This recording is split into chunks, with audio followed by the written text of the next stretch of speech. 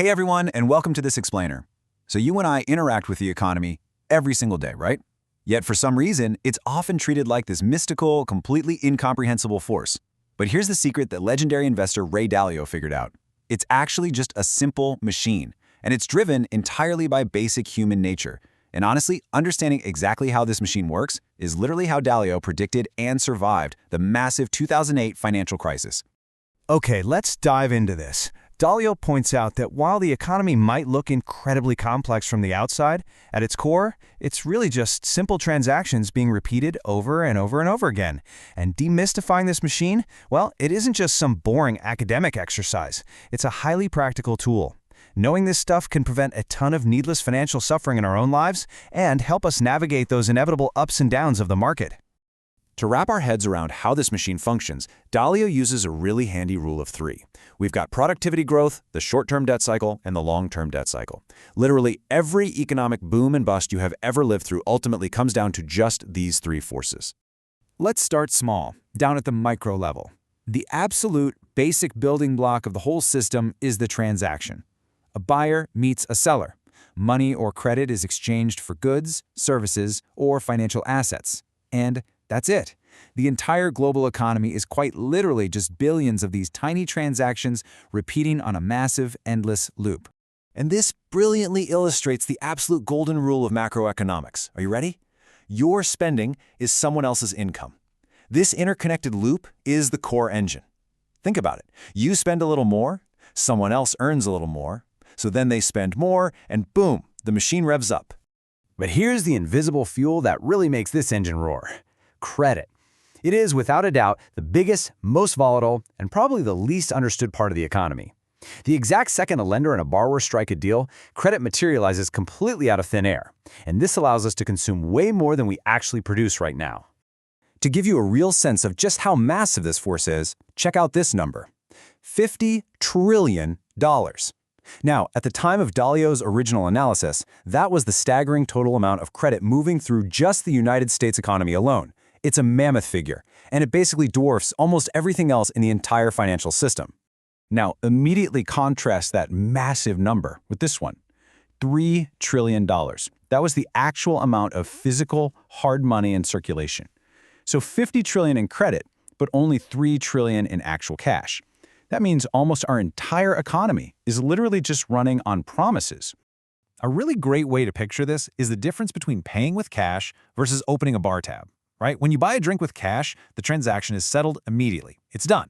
But when you buy a drink on credit, like by opening a tab, you're basically making a promise to pay in the future. You and the bartender have just created an asset and a liability out of completely thin air. And that transaction, it isn't truly settled until you finally pay off that tab down the road. Now, a super crucial distinction here. Credit isn't inherently bad or evil. It is all about utility. Bad debt is borrowing money to buy, say, a massive new TV. It doesn't pay itself back. Good debt, on the other hand, is borrowing to buy a tractor. That tractor is actually going to generate the income needed to pay off the loan, and it raises your overall living standard in the process. So shifting out to the macro view, we can see that simply because we borrow, we inherently create cycles. Borrowing literally pulls future consumption forward. That guarantees that at some point you will have to spend less than you make in the future just to pay it all back. And this creates wave-like cycles over time. You've got a short-term debt cycle that cycles every 5 to 8 years and a massive long-term debt cycle that peaks every 75 to 100 years. And that long one, it's often followed by a really painful 10-year period we call a lost decade of recovery. So here is how that short-term cycle plays out. First, credit expands, incomes rise, and eventually prices follow suit. And hello, inflation. To cool things down, the central bank steps in and taps the brakes by raising interest rates. Borrowing drops, spending slows down, and we dip into a recession. Then, once inflation finally cools off, they cut rates, hit the gas pedal, and the whole cycle just repeats every 5 to 8 years. But over the course of decades, those short-term cycles start to stack up into a massive wave. Why? Well, human nature. We just love the good times, don't we? We'd much rather borrow and spend than painstakingly pay down our debts. So, decade after decade, our debts simply outpace our incomes, inflating a completely massive bubble. But it doesn't last forever. Eventually, those debt burdens become simply too heavy to carry, and the bubble bursts. And this is what we have to draw a really stark line between a standard recession and a deleveraging.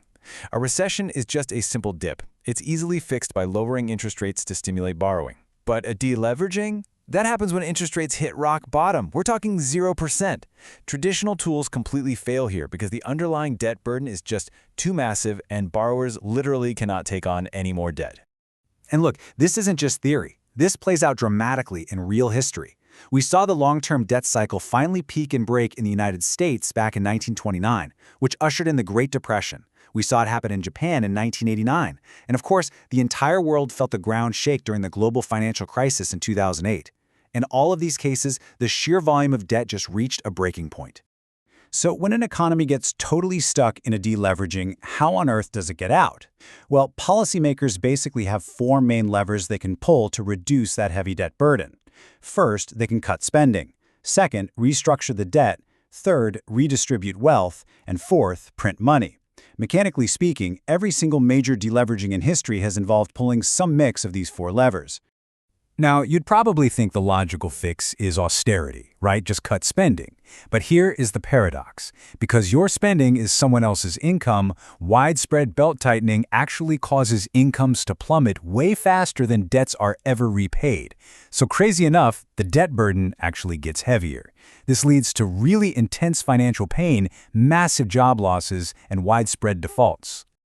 To counter this severe deflationary pain, policymakers will often pull the fourth lever, printing money.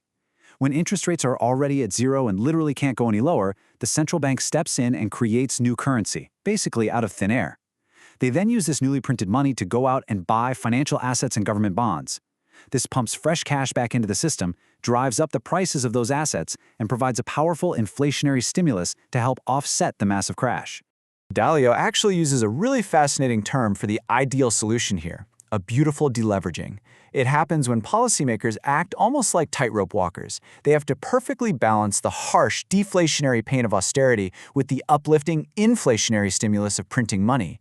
If they pull these four levers in just the right proportion, the economy remains stable, social order is maintained, and that massive debt burden slowly and safely bleeds off over time. So the crucial point is this brutal mathematical reality for recovery. The rate of income growth absolutely must be higher than the interest rate on the debt. It's that simple. If your debt compounds at 2%, but your income only grows at 1%, you are never going to escape that hole. The economy's overall income simply has to grow faster than the debt is compounding. Which brings us full circle right back to our rule of three. Based on this really deep understanding of the economic machine, Dalio offers three ultimate rules of thumb. It's basically a user manual for both individuals and nations to build real resilience. Rule 1. Don't have debt rise faster than income, because those debt burdens will eventually crush you. Rule 2.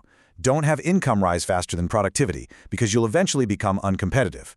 And Rule 3. Do absolutely all that you can to raise your productivity, because in the long run, that is what matters the most. We spent this time looking at the massive gears of the global economy. But ultimately, this machine dictates your personal daily life. So I want to leave you with this final critical thought. Take a look at your own life through this exact lens. Is your personal debt currently rising faster than your income? And perhaps even more importantly, what are you doing today to actively increase your own productivity? Because understanding the machine is one thing, but how you choose to operate within it, that's entirely up to you. Thanks so much for joining me on this explainer, and I'll catch you next time.